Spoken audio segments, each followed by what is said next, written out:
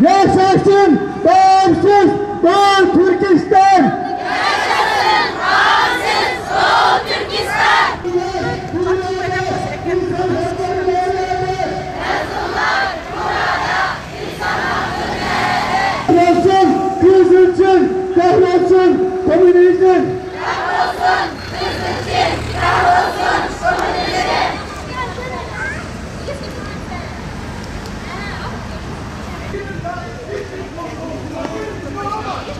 Türkistan bizimdir, bizim olacak! Türkistan bizimle, bizim olacak. China, close again! China, close again! Hürriyet, adalet! Bugün biz burada Uluslararası Doğu Türkistan Sivil Toplum Kuruluşları Birliği olarak 35 milyon Doğu Türkistanlı adına işgal altındaki Doğu Türkistan'da Çin devlet rejimi tarafından yürütülmekte olan soykırımın durdurulması için tüm dünyaya çağrı amaçlı bu basın açıklamasını yapmaktayız.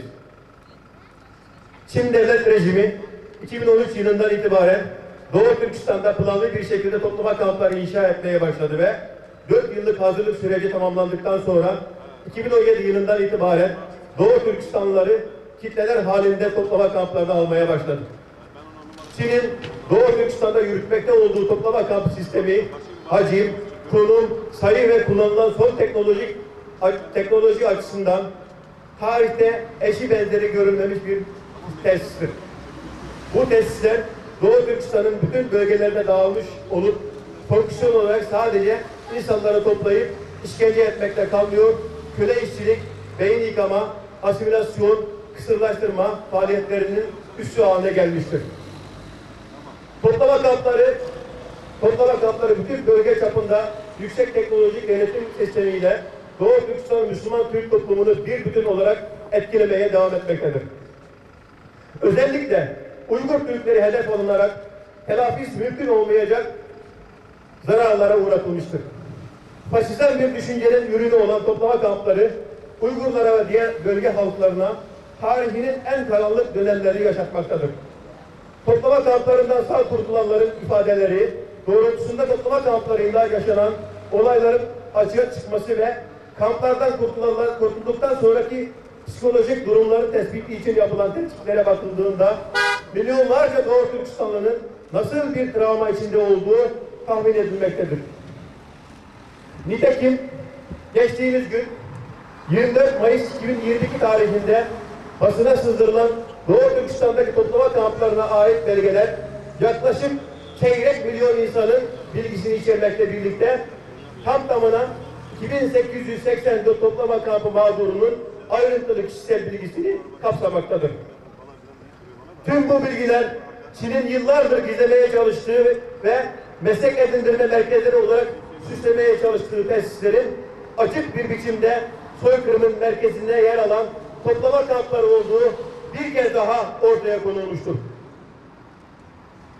Şu ana kadar yapılan araştırmalar, sızdırılan belgeler ve bilgiler ışığında şunu net olarak söyleyebiliriz ki toplama kampları Çin Devlet Başkanı Xi Jinping başta olmak üzere Çin'in 2 numaralı devlet yöneticisi Li Keqiang gibi üst düzey Çin Komünist Partisi yöneticileri tarafından bizzat planlanarak uygulamaya konulmuştur.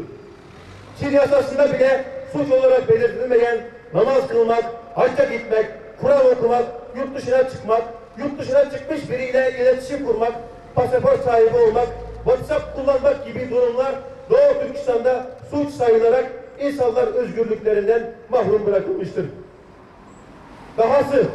Dahası, tanımları net olmayan, tanımları belirlenmemiş bazı insani davranışlar, radikallik ve aşırılık belirtileri olarak değerlendirilmiş, insanlar bu şekilde hapis cezasına çarptırılmıştır.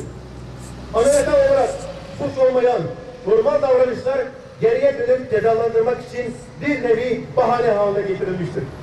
Özellikle 1980'li ve 1990'lı yıllarda doğmuş olanların güvensiz bireyler olarak nitelendirilmesi Çin Komünist Partisi rejiminin Doğu Türkistanlılara yönelik açık bir şekilde soykırım yapmakta olduğunu göstermektedir. Toplama kamplarına 15 yaşından 71 yaşına kadar her yaş grubundan insanlar tamamen keyfi olarak alınmaktadır. Çin Çin devlet rejimi ilk başta toplumun önde gelenleri hedef almakla beraber bütün psikolojik işkenceler yapmaktadır. Bütün meslek grubundan insanları toplama kampına almaktadır.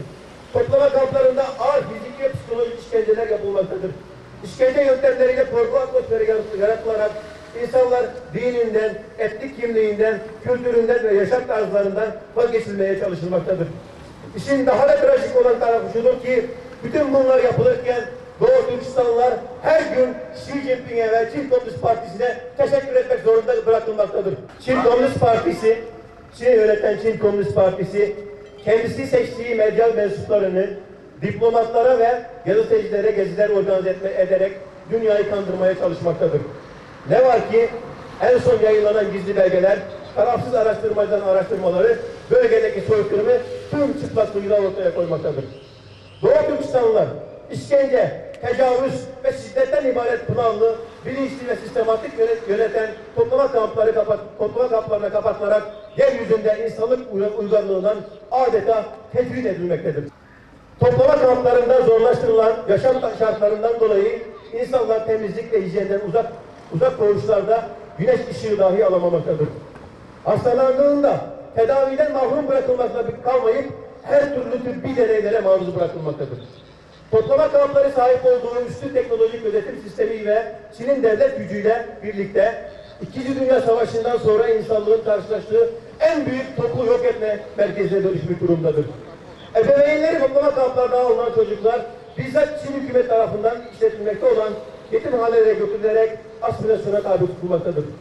Toplama kamplarında kadınlara toplu tecavüz edilmesi ve bu tecavüz sahnesinin diğer erkek tutsakları tarafından izletilmeye zorlanması adeta insanlık vicdanını yerle bir etmiştir. Çin'in ırkçı politikası ve faşizan devlet anlayışı yüzünden kadim uygarlığın merkezlerinden biri olan Doğu Türkistan ve bölgenin asıl sahipleri olan Müslüman Türkler haritadan silinmeye çalışılmaktadır.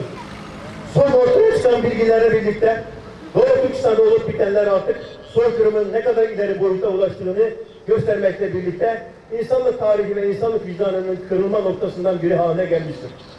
Doğu Türkistan'daki soykırım dünya tarihine gerçekleştirilen en büyük soykırım olma yolunda ilerlemektedir. Bu zulümün karşısında insanlığın ve dünya kamuoyunun bir an önce harekete geçmesi çok büyük önem arz etmektedir. Son olarak Uluslararası Doğu Türkistan Sivil Toplum Kuruluşları ve Türkiye'deki Doğu Türkistan Diasporası olarak Çin'de faaliyette bulunan Birleşmiş Milletler İnsan Hakları Yüksek Komiseri Neşit Devşit ve beraberlik heyetin tarihi görevini layıkıyla yerine getirmeye, Çin'in işlemiş olduğu suçları yerinde tespit etmeye ve dünya kamuoyuyla paylaşmaya davet ediyoruz. Bu vesileyle Birleşmiş Milletleri Çin'in Doğu Türkistan'daki politikalarını soykırım olarak tanımaya, tüm Birleşmiş Milletler kurum ve kuruluşlarını harekete geçirerek Çin'in Doğu Türkistan'daki soykırım politikasından vazgeçmesi için Çin'i ikna etmeye, genel kurulda yer alan tüm ülkelerin temsilcilerinden oluşan bir gözlemci heyetini Doğu Türkistan'a göndermeye ve Adalet Divanı'nda Çin'e karşı soykırım davası açmaya davet ediyoruz. Yine Avrupa Parlamentosu'nu Çin'in Doğu Türkistan'daki politikasını acil olarak soykırım olarak tanımaya, Çin'in Doğu Türkistan'daki soykırımı durdurana kadar, bölge sınırlarını dünyaya açana kadar Çin ile olan tüm ticari ilişkilerini askıya almaya, Çin mallarını Avrupa'ya getirmeyi yasaklamaya, köle işçi tedarik zincirinde yer alan tüm markaların Avrupa'da stok ve satış yapmasına yasaklamaya davet ediyoruz. İslam İşbirliği Teşkilatı'nı Çin'in Doğu Türkistan'daki Müslümanlara yönelik soykırım politikasını acilen kınamaya, Çin ile olan tüm ilişkilerini durdurmaya, Rohingya soykırımında olduğu gibi Çin'in Doğu Türkistan'daki soykırımını da Adalet Divanı'na götürerek Çin'in yargılamasını sağlamaya davet ediyoruz. Türk Devletler Birliği Teşkilatı ve Türkiye Cumhuriyeti Devletimizi de Doğu Türkistan'daki Çin uygulamalarını soykırım olarak tanımaya, Uluslararası Adalet Divanı'nda Çin'e karşı dava açmaya davet ediyoruz. Hepinize çok çok teşekkür ederim.